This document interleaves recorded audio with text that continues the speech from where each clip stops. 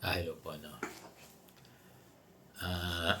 Kasi yung mga guro parang ano sila no, talagang nag-aantay sila ng update natin lagi o vlog natin, video natin para kahit paano daw nare-relieve sila, no. Pero alam nyo, dear teachers,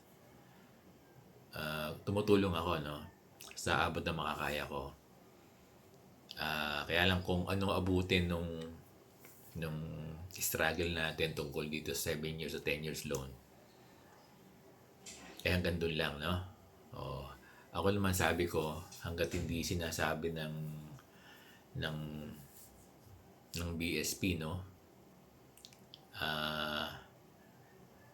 Oo, yung 7 years o 10 years loan extension. Hanggat hindi sinasabi na hindi po pwede yung 7 years o 10 years loan extension, ay hindi tayo into. Ngayon, pag sinabi nilang hindi pwede, then let's stop. Ganun talaga tanggapin natin. Diba? Kaya ayoko kayong bigyan ng ng false hope o hindi ko kayo pinapaasa. Basta ako ginagawa ko, hindi ba? Ginagawa ko yung pwede kong gawin, di ba? Yung pwede kong gawin. Tapos anong tapos? Ayun, kung sabihin, umabot na tayo dun sa point na talagang merong malinaw na basis na talaga hindi na po pwede, hindi po pwede yung 7 years o 10 years loan extension, yun na. Let's stop na. No? Wala pa namang sinasabi, kaya ang next move ni Sir Bong ay Tuesday uli. Tuesday, this coming Tuesday, you can remind me, no, na I will go to BSP to send another letter and to follow up yung the request of 100,000 of teachers dito sa 7 years 10 years loan extension na kasi may mga nababasa tayo, no, from the feed, from the news feed, from the post, press release of Bangko Sentral na seemingly na positive naman sila. Kaya lang kung titignan natin yung kanilang website, wala naman doon, 'di ba? Plainly press release.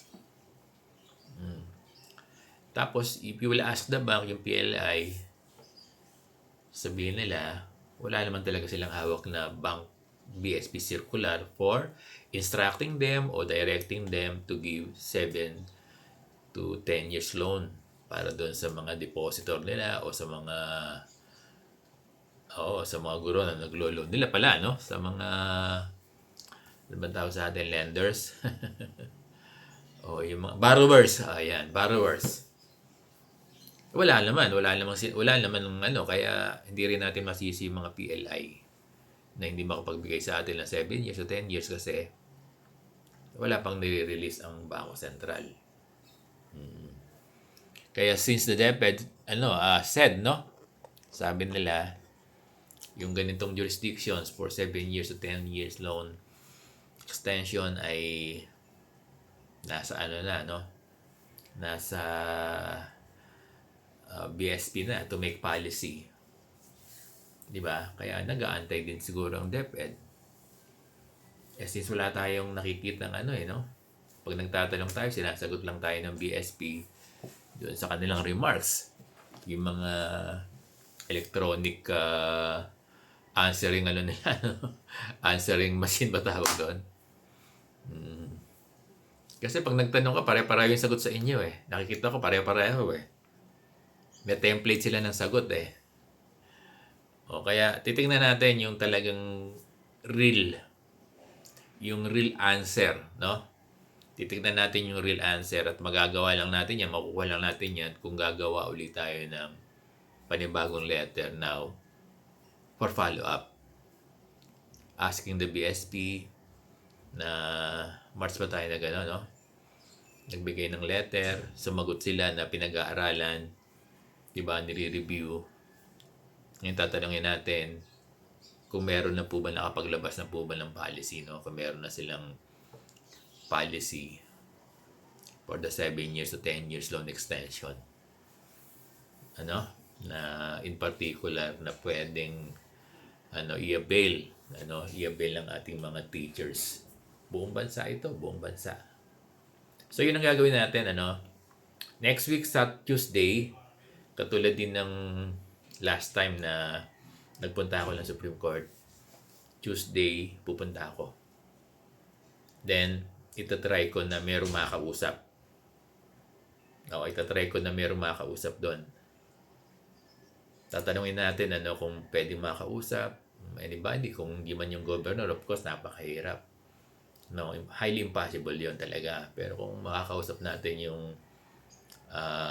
yung mas sa kanila, pwedeng kung sino man na it could probably a director, anybody, basta higher office din sa BSP. Kung meron tayong makakausap, di ba? Tatanungin natin doon. Kasi yung letter naman natin for the office of the governor, Eli Rimanola, doon babagsak. Ngayon tatanungin natin kung sinong pwede makausap doon. Sa Tuesday, tatry ko. Kasi maganda yung nangyari sa Supreme Court. Talagang nakakausap namin yung nag-handle nung letter natin sa Supreme Court. Nakausap ko tsaka ni Ma'am Macy. Ibal siya Macy, you are Ibal, no? Macy Velasquez Ibal pala ata siya. Yun. Ma'am Macy. So, let's see, Bangko Sentral. Opo, sana po. Pag napunta po ako dyan ng Tuesday, sana po may makakausap, Para po malaman talaga natin kung ano na yung tag dito, kung may nagawa na bang policy. Kung ano yung status na ng review. Kasi di ba, pa sila, nagkaroon sila ng consultation. Marami sa inyo nagpadala nga ng email Tinatad nyo sila ng email, That's very good. At alam mo, nababasa nila yan. Di ba? So, ngayon, malalaman talaga natin yung read score ng clamor ng mga guro, request ng mga guro for 7 years to 10 years kung mag-aano ulit tayo ng another letter for follow-up, asking them kung meron na, At itatry natin na merong makausap talaga. Merong makausap. I-insist ko na kung pwede makausap. Kasi natatawagan naman sila pag nandun ka na, once you are there. So, ito try natin kung po pwedeng makausap anybody dun sa office ni Governor Eli Rimanola, Hindi ka ba, Sir Bong, kinakabahan? Hindi. Ba't naman nakakabahan? Ba't naman natatakot, diba? Maganda yung hangarin natin, Wala naman, diba? At maunawaan nila yan. So, ganun lang yung update natin with teachers. Nakuha ba, Sir Bong? Again, hindi ko binibigyan ng false hope. Hindi lang ako humihinto sa ganitong struggle natin kasi wala naman tayong nakikitang hindi po pwede. That's my point.